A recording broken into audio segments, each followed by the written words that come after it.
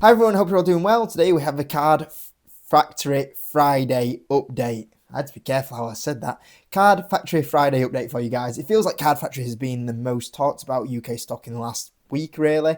And there's been a few more developments with Card Factory, and I want to talk about them today because I think a lot of people are considering, is it an opportunity to buy? I think a few people are maybe panicking that maybe even hold the shares. And yeah, there's been a few developments this week, and I thought let's talk about what's going on with Card Factory at the moment. Before we do, just a little shout out if you're on the Patreon. Yesterday, I dropped a video on Hollywood Ball's earnings, which one of the most frustrating things is when you own a stock and it brings out a brilliant update and yet the stock goes sideways. But is that an opportunity to maybe buy some more shares in a stock that's maybe not getting the right valuation potentially? But we do I think it's about a 15-20 minute video on Hollywood Ball's earnings. So if you do want to see that, you can join the private group with the link in the description, guys. But getting on to Card Factory. So like I said, probably the most talked about stock on the UK stock market in the last kind of 7 days. After that mega profit warning that happened and the stock ended up falling about 27%. And yeah, as we know, it kind of came out of nowhere, the profit warning. Well, we're always kind of aware that there could potentially be a profit warning that comes. I guess you can have that with any business that is out there. But I think the big surprise was like how big of a miss the profit warning was. I think maybe we would have accepted maybe a 5% profit warning, maybe up to a 10% profit warning, but the size just completely shocked us. However, we've kind of covered that all before. So today I want to go on with some of the more recent developments. So the first thing I want to talk about is the overreaction. I think very clear to me there's been such a big overreaction in Card Factory. Like I said, in my opinion, I don't think the stock should be down as much as what it is off that profit warning, but it is.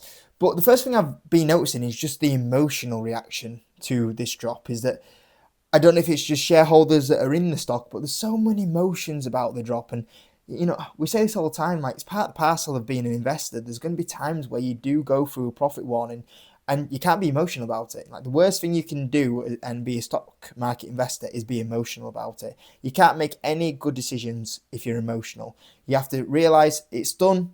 Okay, what's the best course of action here? Do I need to run away from the business? Is it maybe an opportunity to buy the business? Is it oversold? You've got to start looking at it factually. And if you're emotional, you're not going to be making good decisions. And if you are emotional, take a step away. Don't look at it. Come back tomorrow and reassess the situation. That's what you got to do. And it feels like to me there's been a lot of emotional investors out there at the moment. And that's where you got to look back and you got to look at Card Factory, I think, in my opinion, right now, when you go, Card Factory, 7% dividend yield. Yes, it was a drop, but you got to remember, Card Factory has fallen now to 5 times earnings. Five times earnings. Like, it seems to me like Card Factory on this 27% drop is assuming that, Card Factory is a bust. And it's like, you got to realize that Card Factory is still going to be throwing out 41 million of profit every single year. And their profit margins are pretty substantial. Like, they're up to nearly 10% profit margins, which is incredible. So this is far away from being a bust. This is a company paying a 7% dividend yield a year, still highly profitable, supposed to go back to revenue growth going forward. You got to look at it and think, is this an opportunity? Like I said before, in my opinion, Card Factory was already pricing in a profit warning, but we have got the profit warning and the market's decided to throw it down even lower, which is just incredible. So, you got to take a look at everything into context. Now, another good development with Card Factory in the last few days is been insider buying. So we did have the CFO come in and buy 15k worth of shares, which I don't think is such a massive amount, to be fair. But the CEO, Darcy Wilson, came in and bought another 40k worth of shares, which is pretty significant to buy 40k worth of shares. I like that. That's a sign of confidence. Anything like towards 50k and above I think is a nice amount. If it's like 10k, not really bothered. But 40k is a significant amount for me. And I got onto this on Paul Scott's Substack. So sorry, Paul Scott, for spamming out your Substack. But I posted this saying Card Factory insider buying, CEO 40k, CFO buy as well, and also an independent director. Good show of strength for the shareholders. And I think that's true. When you have a drop like this, just some insider buy going on makes you go, okay, they're willing to put more skin in the game. Like, okay, we're going to back you here. Like, we've got confidence to buy, and we can obviously turn around the business here.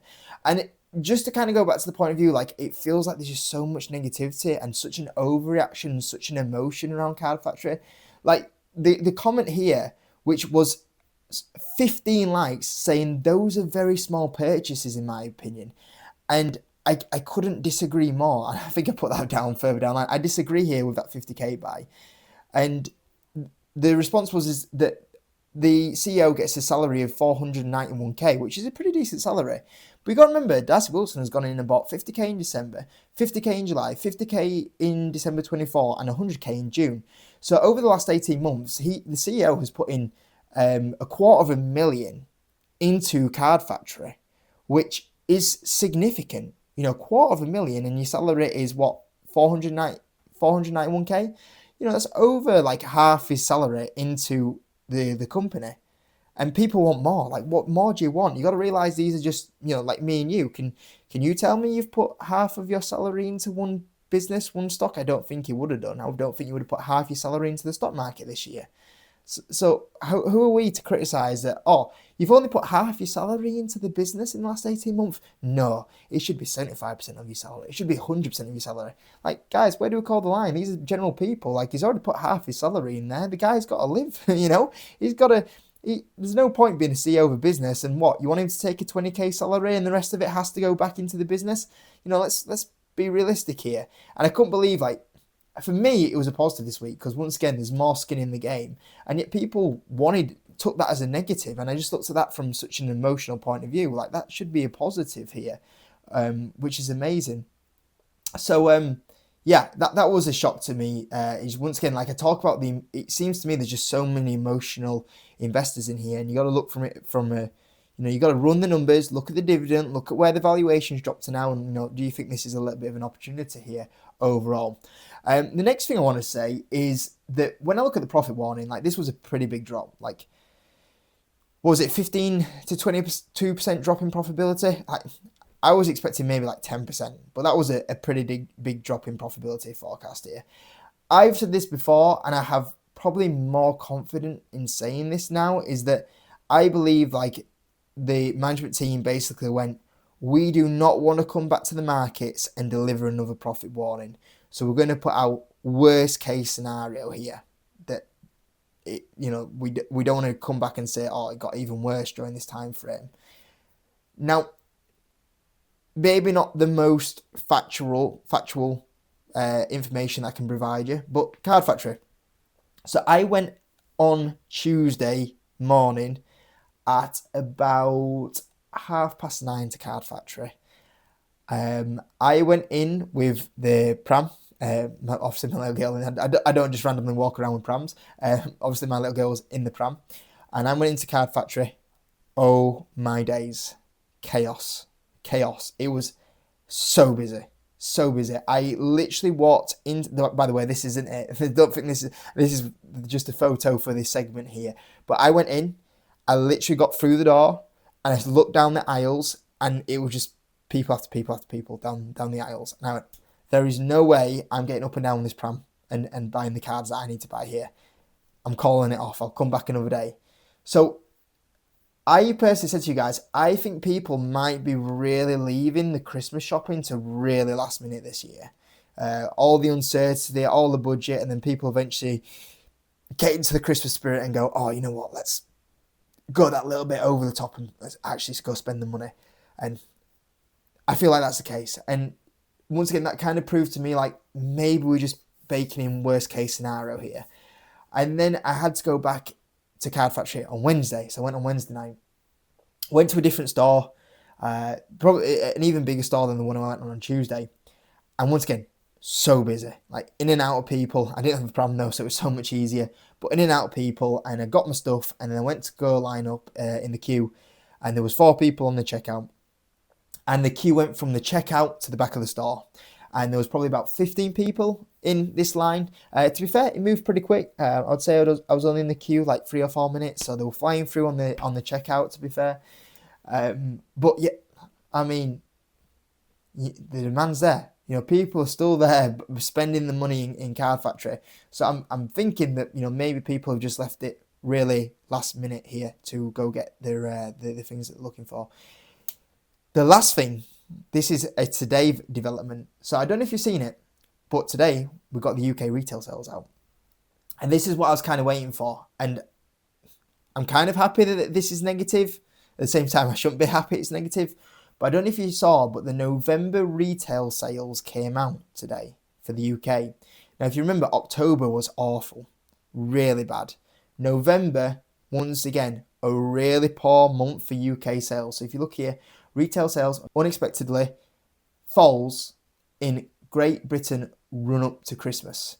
Shoppers held back on Black Friday spending in November and budget uncertainty hit consumer confidence. So sales volume fell 0.1% in November according to figures. This was expected to be a sales growth of 0.4%. 0.5% miss. That's incredible. Like this is nearly worth me making a video slagging off like the UK government, because as we've seen before, like it's just error after error.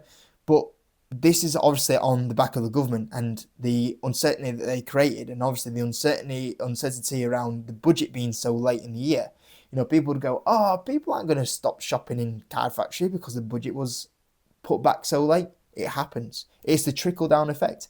You start going, oh, this ain't good. It passes on to everyone. Everyone goes, oh, this ain't good, and that's what happened. We have to blame the government as well.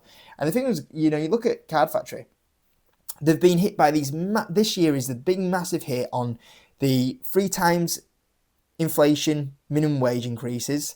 They got hit by the NI impacts, and then they've come out and said, oh, just to let you know, the shopping in this period has been very poor for us. I'm like, well, has it? Has it been bad for you? And then we're starting to see now the data's coming through. October was really poor for retail sales. November was very poor for retail sales. And I think that's just going to create that bit of backlog where we see, this update came out on the 12th of December, where maybe we just get that bit more of a stronger next 2 weeks in the market for something like a Card Factory. Not amazing, but a slight recovery where maybe they've just been a little bit cautious on the guidance. But overall, when all this data is coming out, I can kind of see why Card Factory has posted the numbers that they have done. So many costs they had to absorb from the government changes, and then obviously the retail sales have been poor because of the government and the delayed budget. So can we blame them for really doing that bad? And I look and I think, in the next kind of 12 months, can the UK government be as poor as what they have been going forward? Potentially, never say never. But maybe they've learnt a thing or two now. But I'm looking at this thinking, is it a broken company, or is it just a company that's had to adapt with so much crap thrown at them from a really poor government, and they've just gone, we just can't do it this year. We've absorbed some of it in now, and then we're going again next year. As long as it isn't a disaster this year for us, caused by the government, we can do okay. And I think that's the case here. And when you start working on, and this is why you can't be emotional, when you start working on the dividend yield and the valuation and go, okay, is this overshot now? Is this oversold? And I think that's the case. I'm not saying not telling you what to do here, but I personally think that's the case. And as you guys know on the Patreon, I've certainly been buying a couple of times on this dip because I think that this is way too low. And seeing the information come out today about the retail sales makes me think, you know what? Yeah, it makes sense why they've done such a bad update. And hopefully, a lot of these stocks can start, hopefully bouncing back now. And hopefully they can't have so much crap thrown at them from the UK government this year that it ends up damaging them as much as they did. And sometimes you can take advantage of maybe those, really bad time frames where, okay, they'll bounce back next year. And that maybe seems the case with Card Factory. So, yeah, thought I'd just talk about Card Factory because I think there's been interesting news in the last few days with like Emotion, with the insider buy-in, and also just how personal experience going in the store. And then obviously we've got the retail sales as well.